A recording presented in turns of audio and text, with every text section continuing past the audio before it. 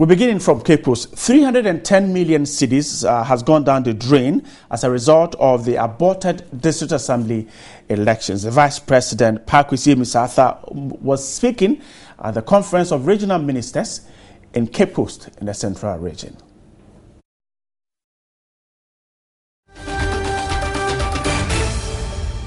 Seven district assemblies are not going to happen soon.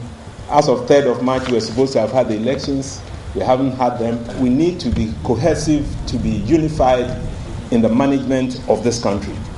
And for district assemblies, for regional ministers who supervise the district assemblies, it's important for them to remember that there's a chapter in our constitution that is called the Directive Principles of State Policy that is supposed to guide them. That is to be their Bible in the way in which they manage the affairs of the district assemblies and manage the affairs of the regions that you are responsible for. The Supreme Court took a decision that it was unconstitutional, the election that was scheduled to be held on 3rd March for the election of district assemblies. So, as I said, we need to re-strategize as to how best to manage the circumstances that we are confronted with. And in this meeting, the Attorney General is here and has to brief regional ministers on what we intend to do in order to extend the mandate so that, as I said, there's no gap in the management of the affairs of the district assemblies. The thing that has happened is that we spent some money that we don't have very much of, to plan for this election. Now that money, and I'm told that it's in the region of 310 million Ghana cedis, is almost wasted, and we have to now provide for additional resources for that. The lesson for me is that next time we have to be very diligent in the way we plan things so that we don't get stopped halfway in the management of various.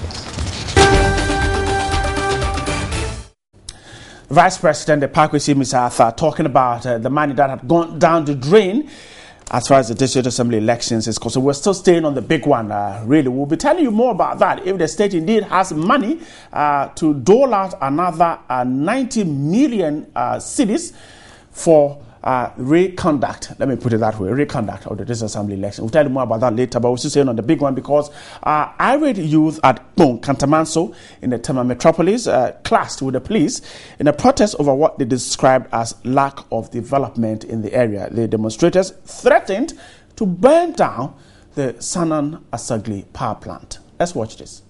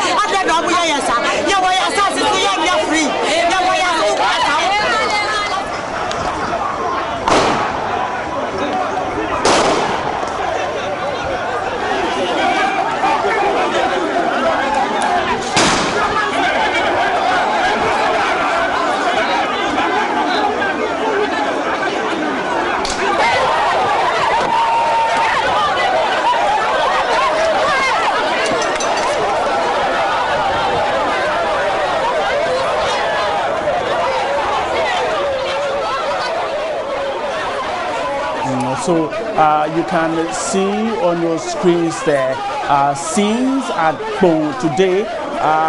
Demonstrators are struggling with the police. The clashes there, the destruction of property there, walls that had been erected around some of the lands that were in question there are being pulled down by demonstrators, and the police personnel trying hard to control these irate youth who were asking for certain things to be done. Let's quickly try and speak to the police. The ASP Julian Obing is the Tema Region Police Public Relations Officer. She just joined me on phone. ASP Obing, grateful to have you tonight.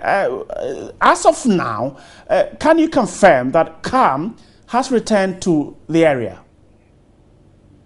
Well, thank you. Good evening to your viewers. We can confirm to you that right now at home in the Tema region, calm is what they're experiencing now. We have placed our men at various strategic points, one at the Sogli and the Kpone Traditional Council, as well as Kpone Township, to make sure that if any other situation, any other ugly situation rears its head, we will be able to control it. Apart from that, we have adequate men on standby at the Kpone District Police Headquarters and the Tema Regional Headquarters to make sure, again, that those that we have our men who are already on ground need reinforcement, we will be able to send those men there. Earlier in the day, we're told of the clashes that ended up with some people being injured. What more can you tell us about that particular situation? Well, thank you again. What actually happened was, the routes that these demonstrators wrote on paper to actually use were not adhered to. And apart from that, it was really calm until we at the time that the demonstrators decided to present their petition. We noticed that because they were coming in with cutlasses and bottles and spades and other offensive weapons, it was important and again necessary for us as law enforcers to maintain law and order and protect life and properties. And so we decided to barricade the area and then allow them to stand behind the barricade and present the petition, which they did not understand. And that was when they decided to throw stones and bottles and other offensive weapons at the policemen that were detailed at that particular point in time to enforce law and order. And so, can you confirm how many people were injured in the process?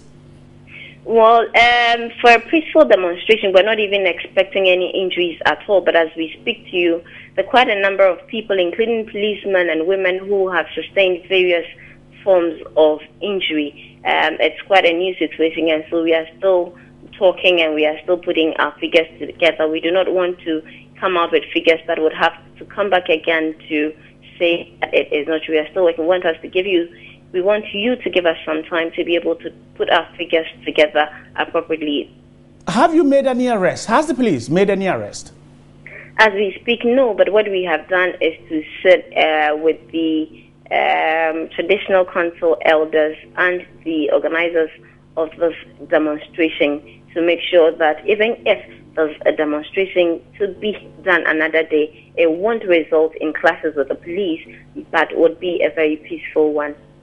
We saw the demonstration organized by Labour in Kumasi when the Ashanti Regional Police Commander told Ghana that organizers simply will not obey rules, completely ignored agreed rules. We've seen several others in Accra where political rallies, organizers have simply disobeyed rules. The police has actually invited organizers. These organizers again disobeyed the agreed rules, and yet the police, as of the close of day of today, is unable to make any arrest. Isn't that simply becoming too much for the police service? Well, it's like you rightly put it, it's becoming too much for the police service, and so I'm sure that Ghana Police Service as a whole will sit down and then look at this. But speaking for Tema region, where I particularly work for, I think that I have already mentioned that we are sitting down with the traditional council elders and the organizers of the demonstration. If there's need be for arrest, why not we will? And if there's need be for any other legal procedures to start, why not we will do that? But as we speak now, there's nothing of that sort. And would you say that your men really acted professionally as far as the chaos, the confusion that took place is concerned? Yes, our men acted professionally. I do not know why you're asking the question, but I'm sure you're relating it to the rubber bullets that we used and the tear gases that we used. Exactly. We had to resort to that.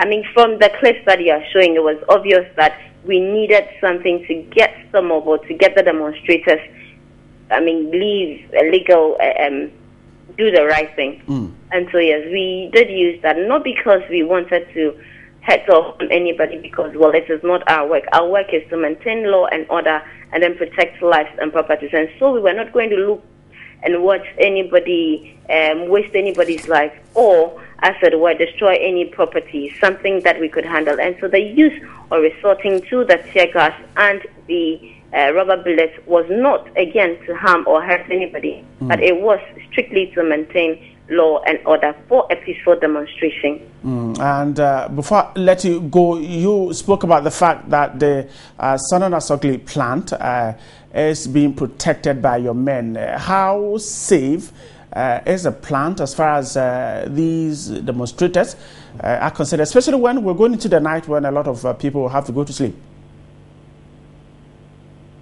Well, I didn't hear the last bit of your question, but I think generally you are asking about how safe the Asogli plant is. Exactly. Good. I did mention earlier on that we have our men strategically placed in and around Asogli, in and around the Kpone township, and in and around the Kpone traditional council. And so we can assure you and assure all of the Ghanaians that, yes, Asogli plant is very much protected with enough security to maintain law and order. Grateful to have you speak to me. ASP Julian Obing is the Public Relations Officer of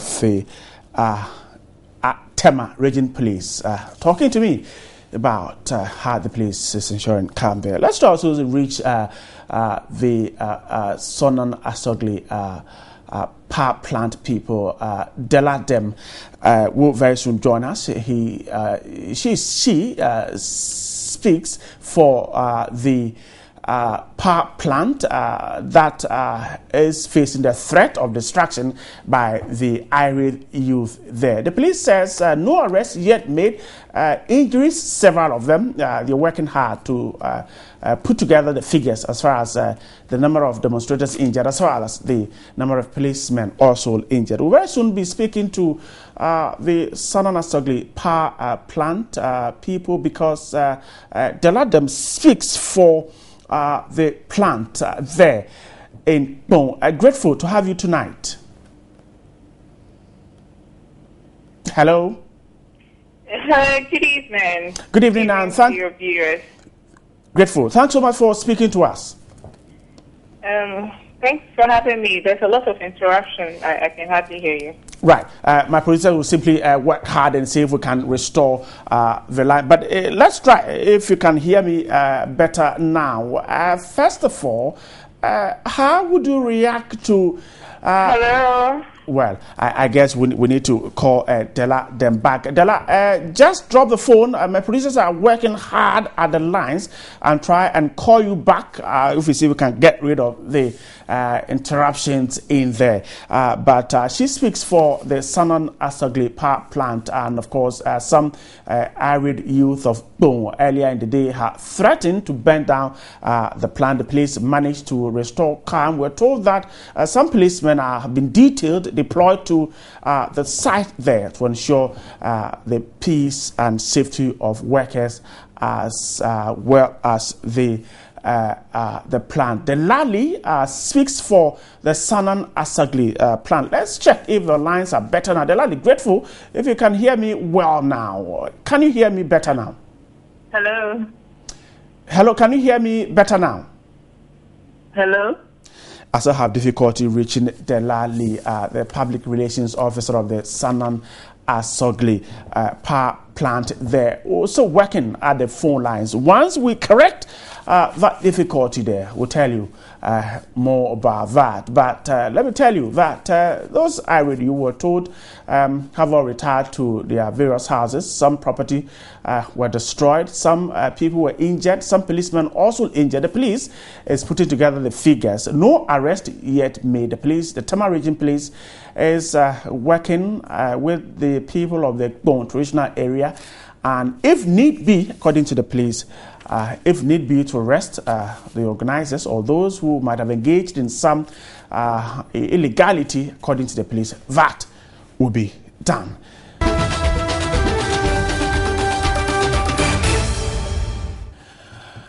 Right, so we're still staying on the big one because we're dealing with the chaos this morning. Delali Amaglo is still on the line. We're hoping for a clearer, better connection this time. Delali, grateful to have you stay there. Now, what is the reaction of management of the plant to what happened in Kpone today? Thank you very much for having me, and good evening to your viewers. We are actually having the security people get the people of the traditional council to talk to us because they need to calm tempers and then reorganize themselves so that we could meet again. We want to get back to the negotiation table because it was still in the process. So we are waiting for their feedback. Then we can proceed with whatever implementation we have to do. But as it is now, tempers are calm. And so, you going back to the negotiation table, does it suggest that the negotiations stopped at a point? And why did it stop?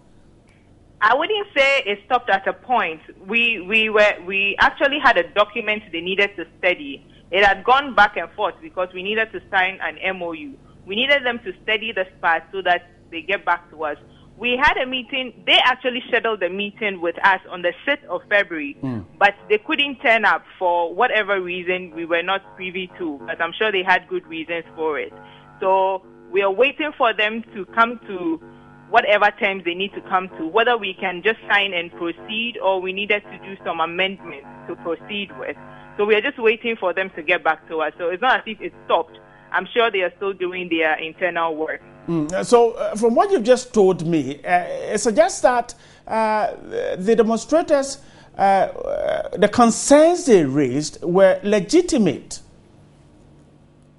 Yes, I could say so. For not signing the MOU, yes. And so, quickly, you said you want to go back, but how quick can this be done? Because we saw the chaos this morning. Yes, it depends on how quick the traditional council gets back to us. Because you know what? We cannot do the implementation isolating the leaders. We work with the leaders. We work for the community through them. And we work with the government established institutions that we are supposed to deal with in the community. The district assembly we deal with, the traditional council we deal with, the Kpone Youth Association executive we deal with. This demonstration sprang up concerned youth association, which I just found out actually. So there are executives we deal with. So if there's a memorandum of understanding that needs to be signed, now we are dealing with the traditional council. And of course, they are the only people we can deal with on this issue. We cannot deal with individuals. So as it stands now, we can only wait for the traditional council to come to us and say, okay, we have studied the material. Yes, it's okay, let's move. Or we need to do some amendments per whatever is in the memorandum of understanding. Would you say that management of Southern Asogli has dragged its feet as far as the MOU is concerned, or perhaps you want to blame the Traditional Council for the delays? I did not hear that. I'm asking if management of Southern Asogli has dragged its feet in getting these MOUs signed, or you want to put the blame on delays by the Traditional Council? I wouldn't say there has been dragging of feet. You see, when you give a document to someone, the person needs to study it. When they return the document and make the amendments, we also need to go through our processes. Let's not forget the fact that Southern Asogli Power Ghana Limited is Shenzhen Energy's offshore company. So we do not take all the decisions in Sonon Asogli when we have a mother company that funds us? Right. So if we need to conclude on it from our side, of course we need to communicate to them. We have shareholders. Signing an MOU is not a walkover. It is a huge investment, and it's going to impact on the lives of the people. So the shareholders and the people involved need to know that this is what we are doing. We wouldn't say that, because the people are in a hurry to see development, we are just signing. Somebody is investing his money, and the person would need to know that this is what we are using the money for. And the people will also have to be comfortable with the terms and conditions inside the MOU. We need to create a balance. It has to be a win-win situation. So until we get to that point where the MOU represents a win-win situation, we cannot proceed. So there has not been a dragging of feet. We just need to get the communication right. And we are close to an end, so it's not a problem. It's not a problem. How well assured are you that work at the plant there can go on safely? What happened this morning? Well, as far as we are concerned, Kpone, as much as they are peeved, they are not attacking us.